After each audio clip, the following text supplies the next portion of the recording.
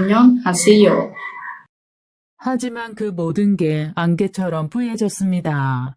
항상 자신 있고 명확했던 나의 비전이 흐려지고 무너져 내립니다. 제 결혼 이야기를 시작하기 전에 우선 제 부모님의 결혼 생활 이야기를 먼저 해야 할 것 같네요.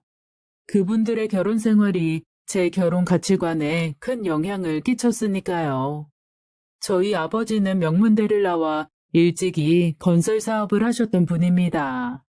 처음에는 집장사였죠.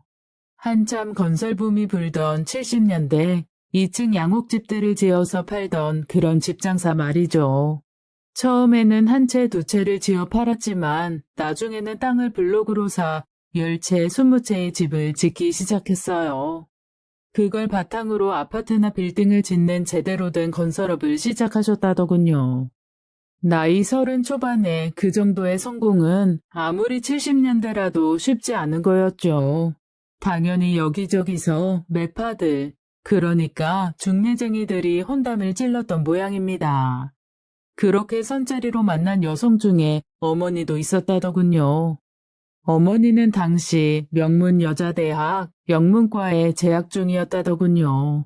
학교에서 매년 주최하는 메이퀸 대회에 나가보라는 말을 들을 만큼 출중한 미모의 엄마는 아버지의 마음을 단번에 사로잡았고 두 사람은 짧은 연애 기간을 거쳐 결혼을 하게 됩니다. 아버지와의 결혼을 위해 엄마는 대학 졸업을 포기했답니다. 당시 엄마가 다니던 대학은 여자가 결혼을 하게 되면 퇴학을 시키는 지금으로서는 웃기지도 않는 교칙이 있었거든요. 하지만 엄마는 하나도 아깝지 않았답니다. 똑똑하고 예의 바른 남자를 남편으로 맞이하게 됐는데 그깟 대학이 뭐가 아쉽냐고. 솔직히 똑똑하고 예의 바른 게 중요한 게 아니었겠죠. 문제는 돈이었을 겁니다. 당시 엄마 입장에서 우리 아버지는 평생 자신을 행복하게 해줄, 그러니까 경제적으로 어려움을 줄 가능성이 없는 그런 남자였습니다. 네, 경제적인 문제 분명 중요하죠. 그게 안정이 되어야 다른 행복을 추구하던 말던 할 수 있으니까요. 엄마의 바람대로 아버지는 엄마를 경제적으로 한 번도 불행하게 한 적이 없습니다. 그래서 행복했냐고요? 제가 아는 한으로 우리 엄마가 행복했던 적은 평생에 없었습니다. 돈도 많고 잘생긴 사업가 남자에게 필연적으로 따르는 게 여자 문제죠. 70년대부터 아버지는 요정에 다니셨습니다. 80년대 강남에 룸사롱들이 득세하기 전에 번창하던 유흥주점 말이죠. 한상 가득 한식을 차려놓고 한복을 입은 접대부들이 서빙을 해주는 그런 술집이요. 아버지는 그곳에서 황제 같은 분이셨어요. 그만큼 큰 돈을 그곳에 썼다는 이야기죠. 잘생긴 데다 돈도 잘 썼으니 당연히 그곳 접대부들에게 인기가 높았고 결국 그곳을 주름잡던 한 마담이랑 살림까지 차렸다고 하더군요. 그 소식을 들은 어머니는 알아누우셨죠. 하지만 그 여자를 찾아가 머리채를 잡거나 할 생각은 꿈도 꾸지 못했어요. 이혼은 더더군다나 언감생심이었고요. 80년대가 되어도 아버지는 달라지지 않았어요. 요정 대신 강남에 새로 생긴 룸사롱으로 가 자기보다 20살은 어린 아가씨들을 끼고 술을 마셨고 어머니에게는 그네들과 잠을 자고 들어온다고 공공연히 말을 했어요. 여자들과 자는 것도 비즈니스라고 높은 분들 접대하려면 그럴 수밖에 없으니 이해하라는 거죠. 대신에 아버지는 더 많은 돈을 벌어다 엄마를 줬어요. 그러면서 이렇게 말을 했다더군요. 내 사랑은 당신 하나야. 걔네랑은 잠만 자는 거고. 그냥 오락한판 하고 오는 거라니까. 옛날 그 마담 때처럼 정 주고 그런 일 없으니까 걱정하지 마. 아버지는 그렇게 다른 여자들과 잠자리를 하면서도 당신 아내에게 떳떳해 했어요. 잠은 그녀들과 자지만 자기가 사랑하는 사람은 엄마뿐이라고. 내가 당신 왜 사랑하는 줄 알아? 이런 해장국은 당신 말고 아무도 못 그리거든. 그게 아버지가 어머니를 사랑한 이유였습니다. 어머니가 아니라 엄마가 만들어주는 해장국을 사랑했던 거죠. 어머니는 그 치욕적인 말을 들으면서도 밤새 딴 여자랑 바람피고 들어온 남편의 해장을 위해 아버지가 사랑한다는 그 해장국을 끓여주셨어요. 아마 그때부터 어머니가 신경 안정제를 복용하기 시작했던 것 같아요. 하지만 아버지와의 관계를 끊을 생각은 전혀 하지 않더군요. 딸이 나를 위해서라는 핑계를 대길래 난 전혀 상관없으니 이혼하라고 했어요. 하지만 그렇게 못하더군요. 제 어머니가 이혼을 하지 못하는 것은 나 때문이 아니라 아버지가 주는 경제적 풍요로움에 길들여져 있기 때문이었을 겁니다. 아버지가 주는 돈으로 쇼핑을 하고 좋은 걸 먹고 친구들과 해외로 여행을 다닐 수 있는 그 풍요로움을 어머니는 포기할 수 없었던 겁니다. 그런 어머니를 보며 결심했어요. 난 결코 우리 부모 같은 결혼은 하지 않을 거라고. 그러기 위해 전 열심히 공부했어요. 어머니처럼 남편을 위해 학업까지 포기하고 집만 지키는 집순이가 된다면 결국 나도 엄마 꼴이 나고 말 거라는 생각 때문이었죠. 대학도 아무 학과나 갈 수 없었어요. 취업을 하지 않더라도 안정적인 수입이 보장되는 전문직을 택하고 싶었으니까요. 고민 끝에 선택한 과는 약학대학교였고 그렇게 저는 약사가 되었습니다. 대학을 다니며 남자들도 만나봤습니다. 하지만 연애와 결혼은 철저히 분리했어요. 괜히 잘못된 결혼으로 아버지 같은 남자를 만나고 싶지는 않았으니까요. 사실 꼭 결혼이 필요할까라는 생각도 들었어요. 요새 젊은 친구들처럼 비혼주의자라는 말을 쓰지는 않았지만 독신으로 사는 것도 나쁘지 않겠다는 생각을 한 거죠. 연애를 해볼수록 우리나라 남자들은 우리 아버지 때나 크게 변하지 않은 것 같아요. 처음에는 콩깍지가 쉬운 듯 나만 바라보고 사랑한다는 말과 표현을 수시로 하지만 그 콩깍지가 벗겨지는데 오래 걸리지는 않더군요. 날 보는 눈이 바뀌고 그 눈으로 다른 여자를 보며 한눈을 팔고 항상 내 말에 집중하던 사람이 이제 내가 조금만 길게 이야기하면 피곤하다며 하품을 하죠. 그저 데이트를 하고 같이 육체적 관계를 하고 그 보상으로 선물을 주는 그런 뻔한 사랑에 빠져 평생 족쇄가 될 결혼을 하고 싶지는 않았어요. 그때 그 남자가 나타났어요. 동창회에서였어요. 지금은 밴드라는 걸로 동창 모임을 하지만 한때 아이러브 스쿨이라는 인터넷 사이트가 유행했던 적이 있었죠. 그 사이트 덕에 동창회가 한참 붐이 불었고 저도 그 덕에 초등학교 동창회에 참석하게 됐어요. 그곳에서 그를 만났죠. 사실 그에 대한 기억이 많이 나지는 않았어요. 그렇게 눈에 띄는 편의 아이는 아니었으니까요.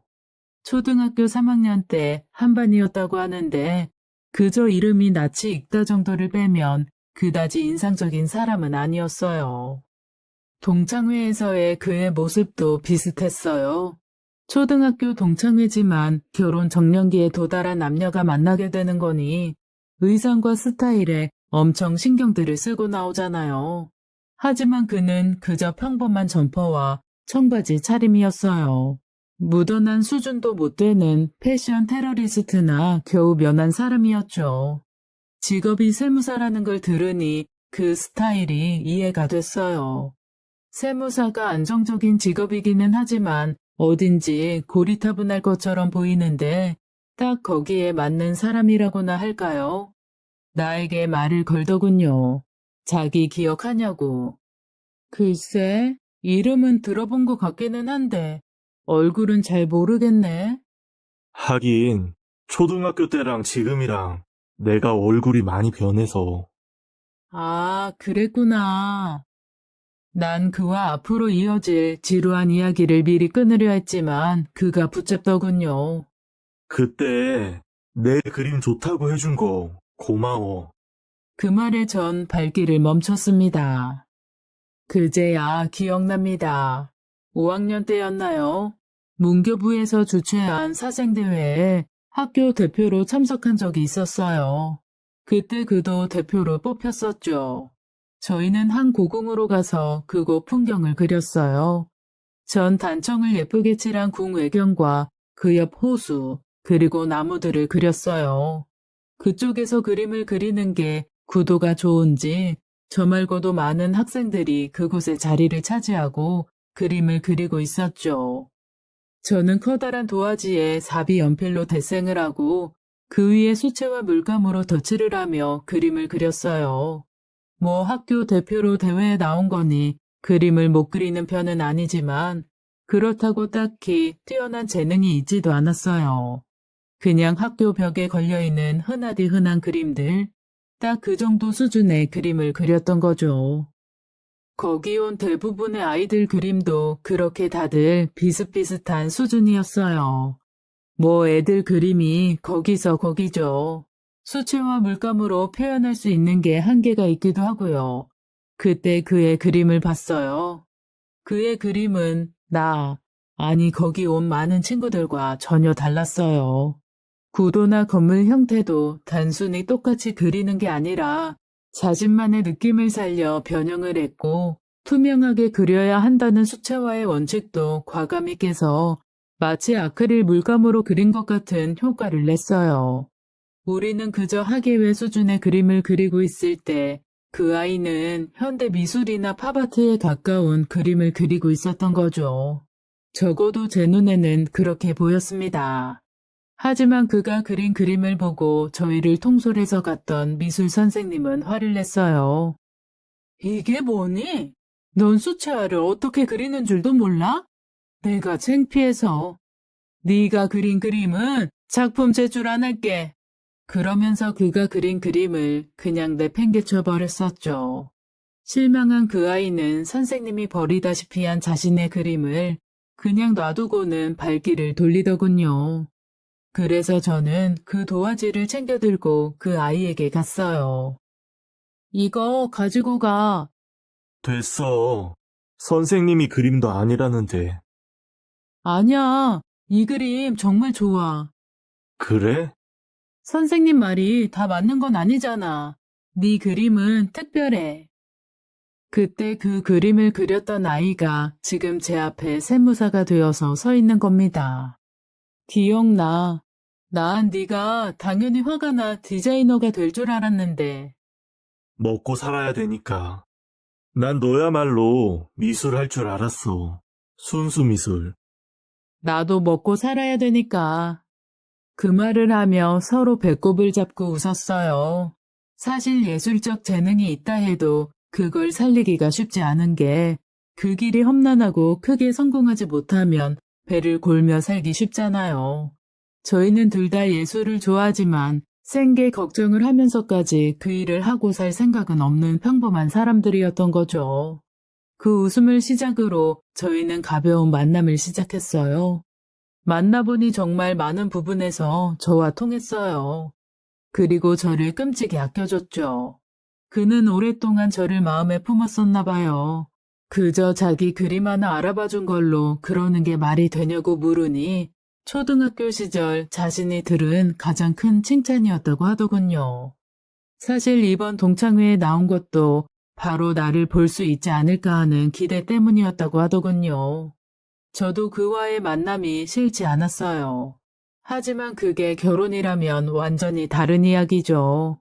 앞에서 말씀드렸던 것처럼 전 아버지와의 불행한 결혼 생활 때문에 힘들어하는 엄마를 보고 자랐어요. 그러니 평생의 짝이 되는 반려자를 보는 기준은 엄격할 수밖에 없죠. 그럼에도 불구하고 시간이 지날수록 이 남자라면 혹시 라는 생각이 들더군요. 일단 전 그를 시험해 보기로 했어요. 먼저 남자라면 다 조금씩 있을 수 있는 바람기에 대한 거였죠. 그를 만날 때 제 친구들 중 미모가 뛰어난 아이들을 데리고 나갔어요. 그리고는 그들과 함께 술을 마시도록 했어요. 제가 자리를 비우면 제 친구들은 슬쩍슬쩍 그에게 추파를 던졌어요. 물론 제가 시킨 거였죠. 그리고 그의 반응을 나중에 친구들에게 물었어요. 야, 목석도 그런 목석이 없다. 내가 아까 악수하면서 손가락으로 슬쩍 바닥을 긁었거든? 바로 놀라 손 빼더니 자기 손 닦더라. 뭐 믿을 만한 구석이 있는 남자라는 생각이 들더군요. 바람기가 없다는 건 일단 확인했지만 전 좀 더 완벽한 남자를 원했어요. 제가 원한 기준을 완벽히 지키는 그런 남자요. 바람기가 없는 건 당연한 거고 저와의 약속은 무조건 지키라고 했어요. 저와 약속을 했다면 무슨 일이 있어도 약속을 지키라고, 그게 중요한 비즈니스 일이라도 저와의 약속을 깨면 끝이라고 말했죠. 처음엔 힘들어하더니 이제 저와의 약속은 무슨 일이 있어도 지키더군요.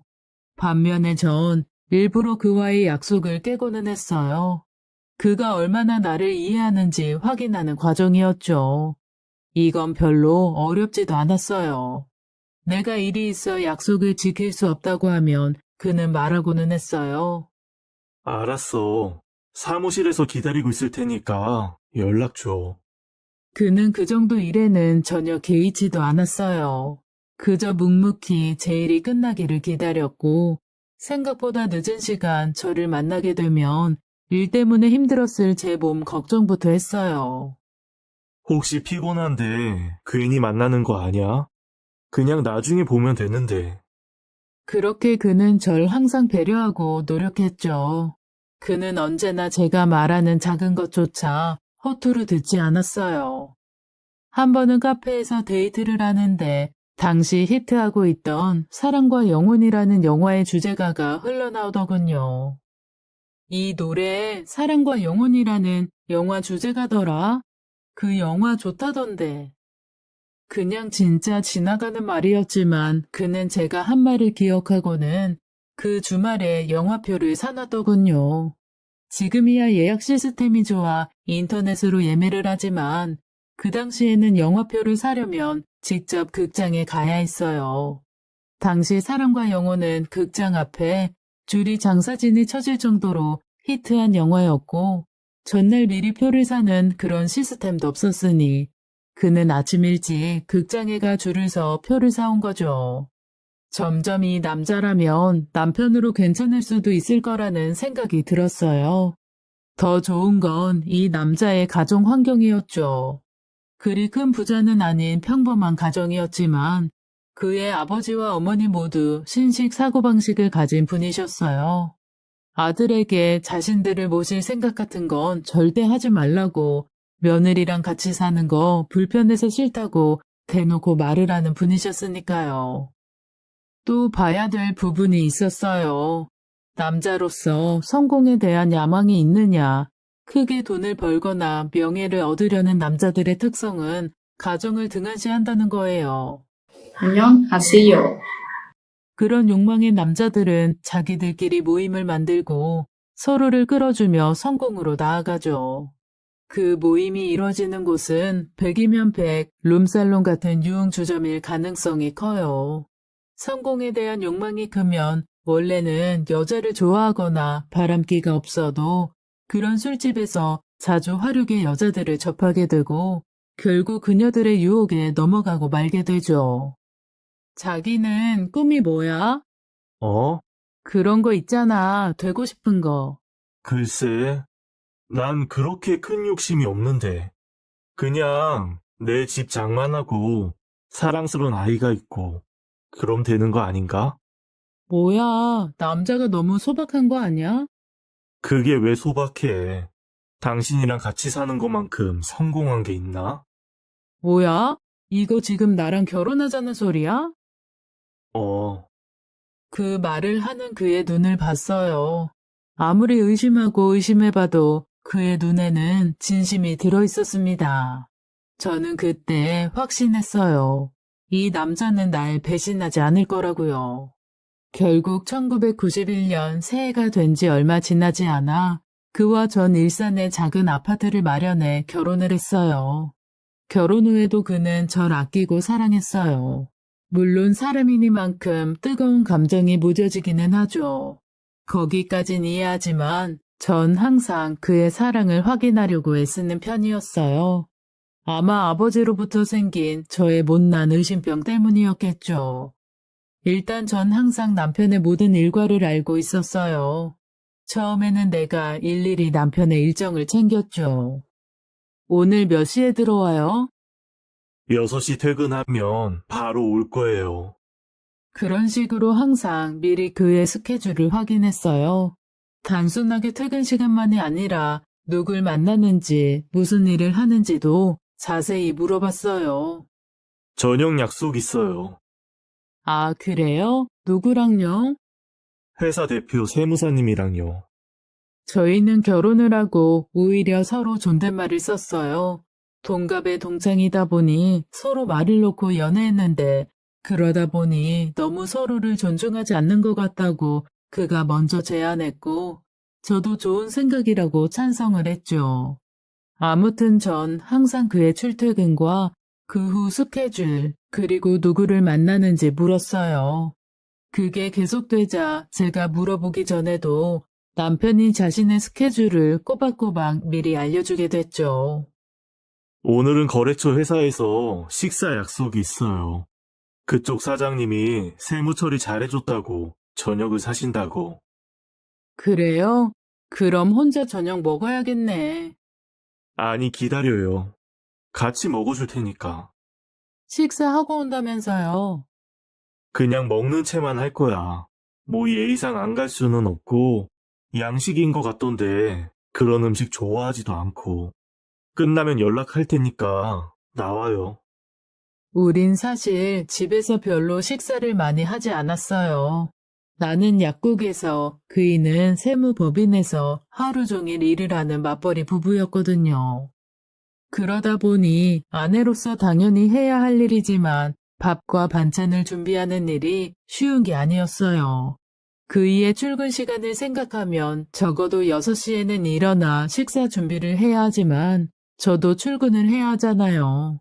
그래도 처음에는 남편을 위해 음식을 하려고 노력했어요.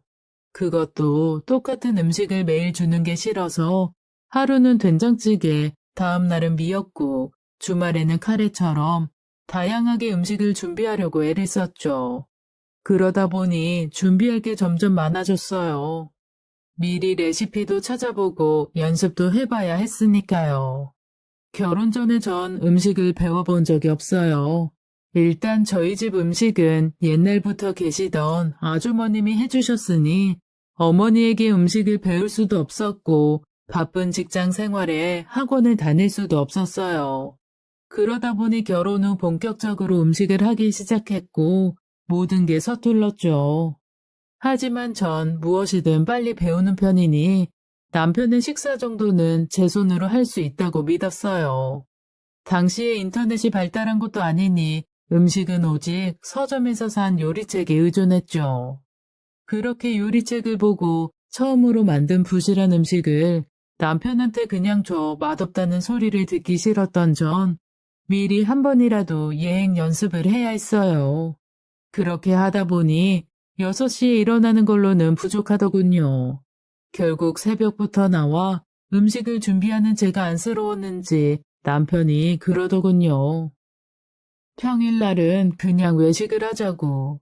그래서 아침은 간단히 토스트나 시리얼 등으로 때우고 평일 저녁은 같이 외식을 많이 하고는 했죠.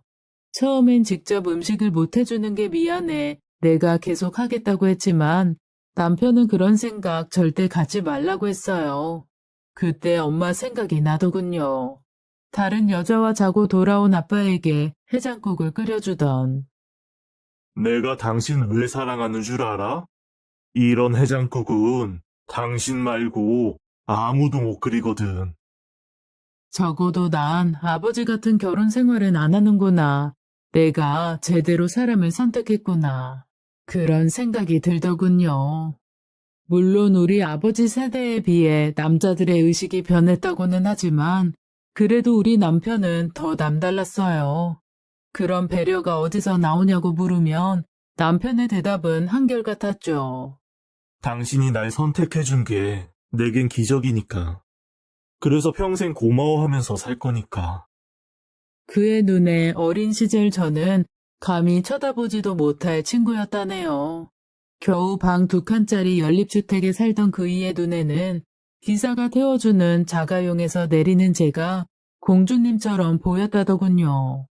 거기다 항상 학급에서 여자임에도 불구하고 반장을 하고 하는 당찬 모습이 각인되어 있었다는군요. 그러던 나를 동창회에서 보고 얼마나 좋았는지 몰랐답니다.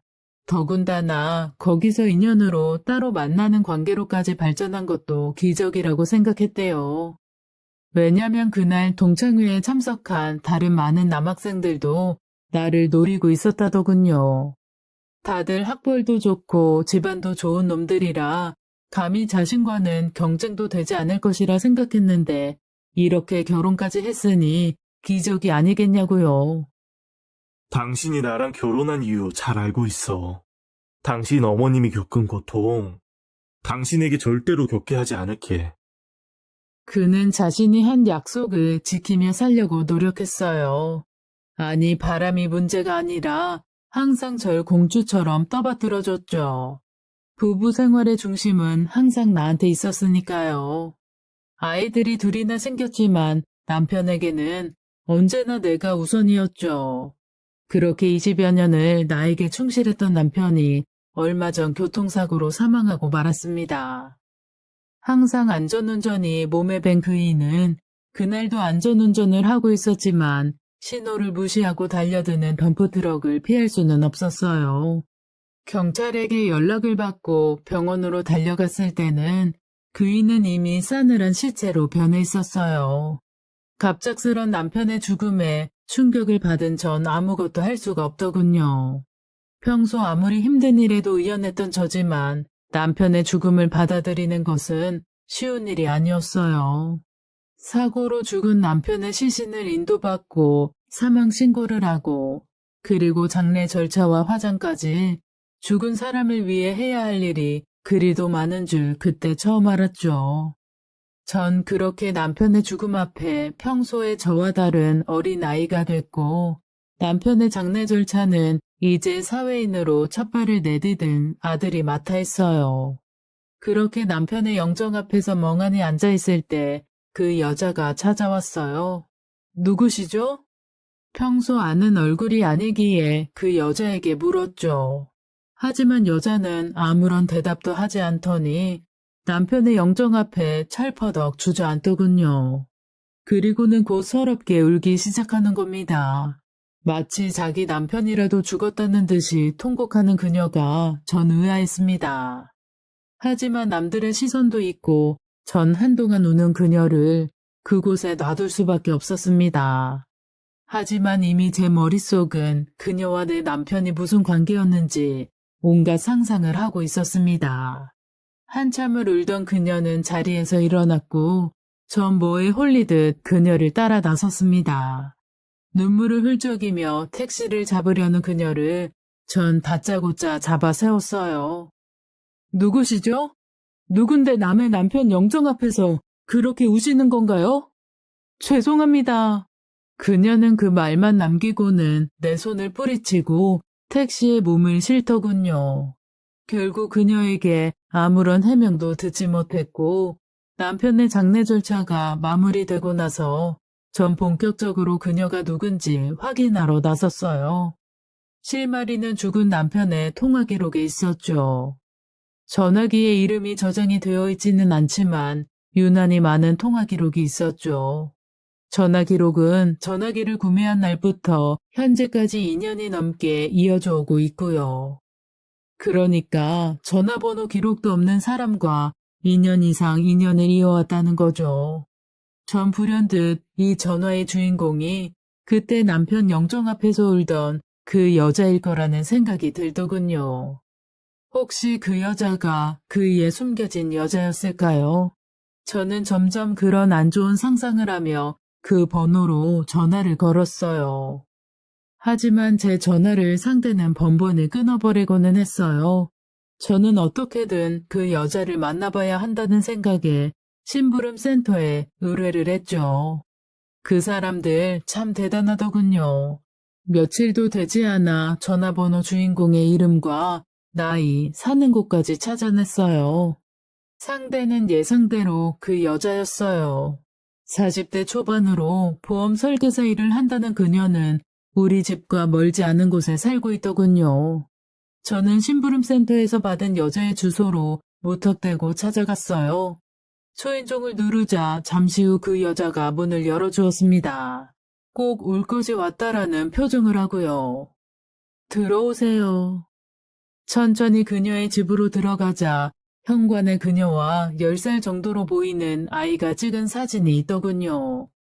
이 여자에게 나이 어린 아들이 있다는 걸 알자 혹시 모를 제 불안감은 더 커져갔습니다. 거실로 들어오자 벽면에는 그 아이가 만들었을 알록달록한 대형 레고 블록들과 기차나 로봇 등 프라모델들이 보였습니다. 저 장난감들도 남편이 사준 것이 아닌가. 아니 그뿐이 아니라 이 집에 있는 가구며 TV 등 모든 것이 남편이 이 여자를 위해 선사한 것이 아닐까라는 생각까지 들더군요. 그렇게 둘 사이에 숨막히는 순간이 오가고 제가 물었어요. 둘이 만나는 사이였죠?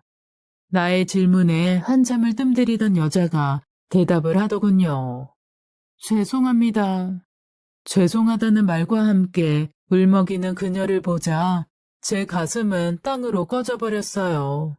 이것으로 내 20여 년간의 완벽한 결혼 생활은 실패로 귀결되는 거였습니다. 가장 화가 나는 건 나이가 나보다 어리다는 걸 제외하면 지금 내 앞에서 눈물을 글썽이는 상간녀가 미모든 몸매든 전혀 돋보이지 않는 그저 그런 아줌마였다는 거예요.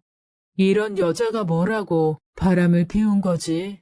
만약 그가 살아있었다면 남들이 하듯 두 연놈의 머리카락이라도 움켜쥐고 흔들어대겠지만 남편은 이미 불귀에 객이 되어 있고 상간녀라는 여자는 내 앞에서 울고 있습니다. 도대체 내 억울함을 어떻게 풀어야 하는 겁니까? 전 최대한 자제하면서 아이에 대해 물었습니다. 그 아이, 혹시 남편 아이인가요? 아니요, 제 남편과 사이에 낳은 아이예요. 남편의 아이가 아니라는 것에 안도했지만 남편이 있는 사람이 바람을 피워 하는 생각에 제 분노 게이지가 또다시 최대치로 상승하더군요. 남편도 있는 사람이 바람을 피운 거예요? 당장 남편 연락처 내놔요. 그게... 당신이 바람 피운 거 당신 남편도 알아야 되잖아요. 안 돼요, 그건. 뭐가 안 돼요? 연락처 내놔요, 어서. 그 사람 죽었어요. 몇 년 전에. 그녀의 대답은 충격적이었습니다. 그녀의 남편은 조그마하게 사업을 했는데 하던 사업이 부도를 맞고 재기가 불가능하게 되자 그만 스스로 세상을 떠났다는 겁니다. 그때 세무 문제로 우리 남편을 처음 만났다더군요. 공교롭게 우리 남편이 죽은 그녀의 남편이 운영하던 회사의 세무사였답니다. 남편이 죽은 후 제가 회사를 정리해야 했어요. 그래봐야 빚잔치였지만 사업에 대해 아무것도 모르는 제가 할 수 있는 일은 아니잖아요. 그때 그 일을 도와준 분이 세무사님이셨어요. 그녀는 그 일로 제 남편에게 의지를 할 수밖에 없었다고 했습니다. 그게 너무 고마웠고 그걸 보답하려고 남편의 세무사 사무실로 음식을 해보냈다더군요. 음식을 보내줘서 고맙다고 연락이 왔어요. 남편분이 그러더라고요. 어떻게 그렇게 음식을 잘하세요? 정말 깜짝 놀랐습니다. 잘하긴요. 그냥 주부니까 하다 보니 는 거죠. 혹시 드시고 싶은 음식 있으세요? 말씀만 하세요. 제가 해드릴게요. 그때부터 남편은 그 여자에게 음식을 부탁하기 시작했답니다. 결국 그녀의 음식 솜씨가 우리 남편을 사로잡은 매력이었던 거죠. 그 사연을 듣자 전 더 억울했습니다. 남편은 맞벌이하는 절 배려해서 저보고 음식을 하지 말라고 했었어요. 그렇게 얘기하지만 않았으면 저도 충분히 저 여자만큼 요리할 자신도 있었고요. 겨우 요리 때문에, 당신 음식 솜씨 때문에 내 남자가 넘어갔다는 거예요? 아니요, 그런 거 아니에요. 그분에게 당신은 언제나 여신이었어요. 지금 날 놀립니까? 날 여신으로 생각한다면서 당신하고 자고. 아니요, 그런 일 없어요. 그분하고 전 육체적인 관계를 가진 적이 없어요. 전 그러고 싶었지만 그분은 제 유혹에 넘어오지 않았어요. 그럼 겨우 둘이 만나 밥만 먹었다는 거예요? 아니요, 단지 그것만은 아니에요. 그럼 뭐예요? 세무사님은 휴식이 필요했던 거예요. 휴식이라뇨?